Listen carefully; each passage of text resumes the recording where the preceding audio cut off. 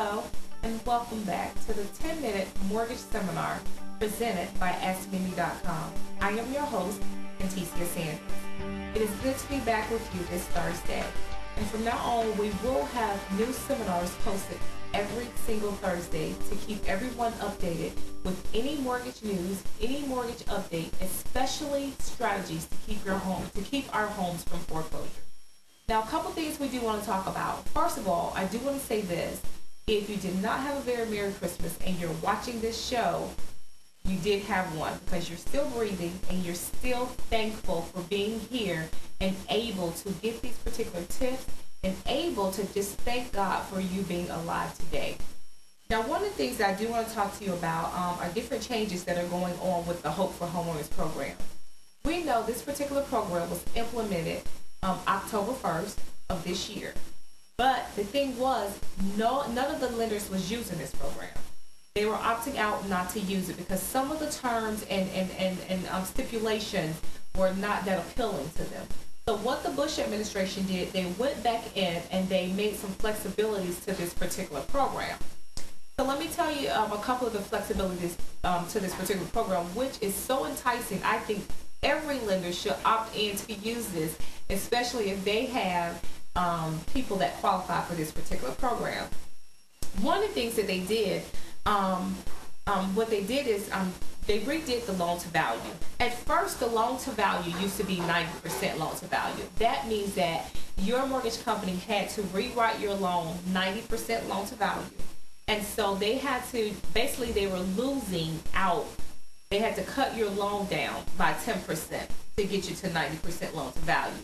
So it could be thousands of dollars that they were losing right off the top. So what they did was saying, okay, well, a lot of lenders don't like that. So what we will do, we will make the loan to value ratio 96.5%.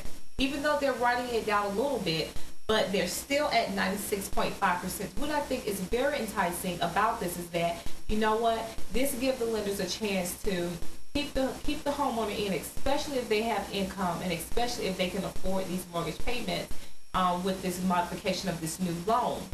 Also, instead of just foreclosing on your home and your home sitting with other foreclosures in the area, that's not a good thing for lenders either, because lenders are losing so much money between attorney fees, maintenance on these properties, and still trying to get these properties sold because there are so many of them that are still just sitting. So I think that lenders need to take a look at this program and start applying this program, especially to those mortgage holders who can afford it. Now, another thing that the Bush administration did to this particular program is that they extended the loan terms. Instead of just saying you can get a 30-year fix, they can even stretch it out to a 40-year fix. And when they do that, they're making your payments even smaller, which will make it more affordable for you. I think that's a very good thing to really cut back on foreclosures in our area and try to get this thing under control. But it is up to the lenders to use this program, and I think it is worth taking a shot.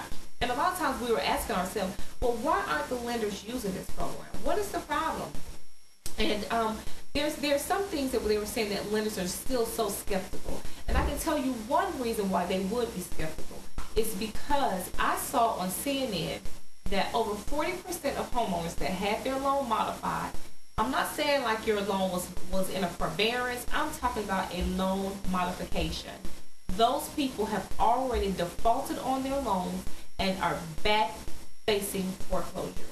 Now, I say this, from the beginning of time, when you bought a home, if you miss your mortgage payments, your home was foreclosed on. And we do know that we're living in different times. And you cannot try to take advantage of these times thinking that, well, we're in these times that they're going to reach out to help us anyways. No, it's not going to work like that because you're making it hard for anybody else to get their loan modified.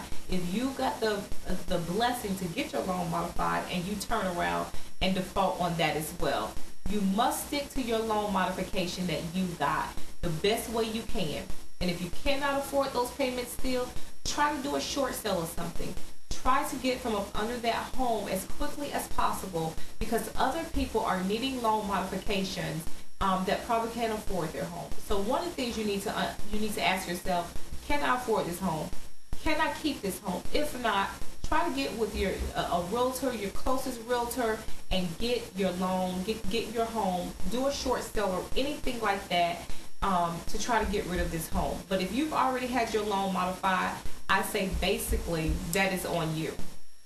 Now also there's another thing that I did want to discuss about Hillary Clinton. What Hillary Clinton did, she made a call out to Wall Street. Basically, she said to Wall Street, the shoulder responsibility for the foreclosure crisis is on your shoulder. Because if you think about it, with this foreclosure crisis, it all started with Wall Street. It did. Because what they did all these like tricky loans, and they took them and bundled them up and packaged them and sold them as a package. So basically, just because you have a loan with whatever lender, like accredited, doesn't mean that accredited actually owns your loan. There's an investor out there that owns your loan. Accredited is the one that houses it and take care of it for that investor. So basically, you don't know who owns your loan. All you know is that you're going through accredited and you're paying accredited. And that's what happened with this. They did all these package deals, selling these loans off to different investors, and now you have this huge mess. But what Hillary Clinton was saying is that she has a plan, and there's a couple things that she's asking to be done. She wants the foreclosure moratorium of at least 90 days on subprime owner-occupied homes. This will stop foreclosures until lenders and servicers have an opportunity to implement the freeze in mortgage rates.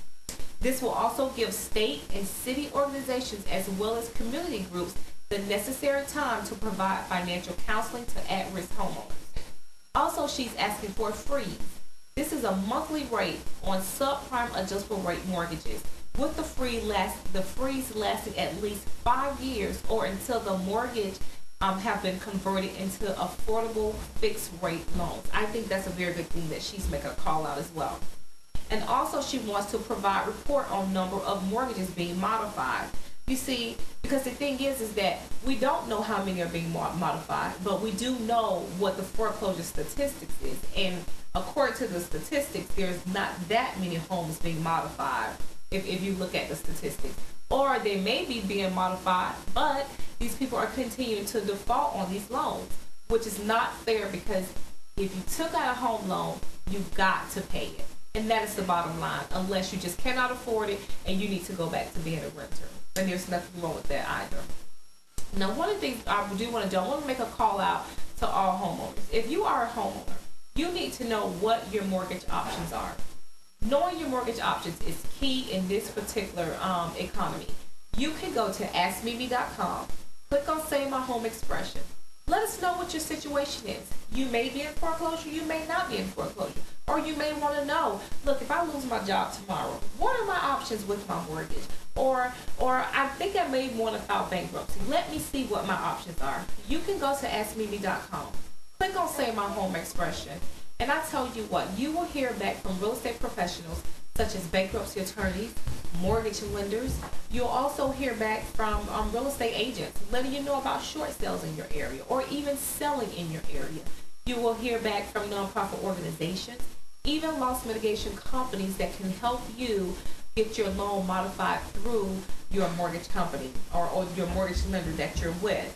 These are the keys to knowing what your mortgage options are and saving your home. And it is free and it is easy, and there's no more excuses why you should not know what your mortgage options are. Go to askmimi.com and you can get all your answers there. Now, I do want to say, if you are a homeowner or you know a homeowner that was in foreclosure and they saved their home, we want to know how you did it. Let us know so we can share your story and your tips with everyone else. Email me at ididit@askmimi.com. That's IDIDIT@askmimi.com. We want to know your strategies. We want to know your tips. We want to know what you did to save your home. And look, we're going into a new year, 2009. We have to have new focus. We have to have new strategies, and we have to be aggressive to keep our homes, to keep our jobs, to try to be innovative and creative to keep ourselves, our income coming in. So 2009, we're going to go ahead, we're going to take the initiative and know what we need to know and do what we need to do to live in a productive life. Also, Next week, we will have new tips, new strategies. We will have more news about what is going on in this market.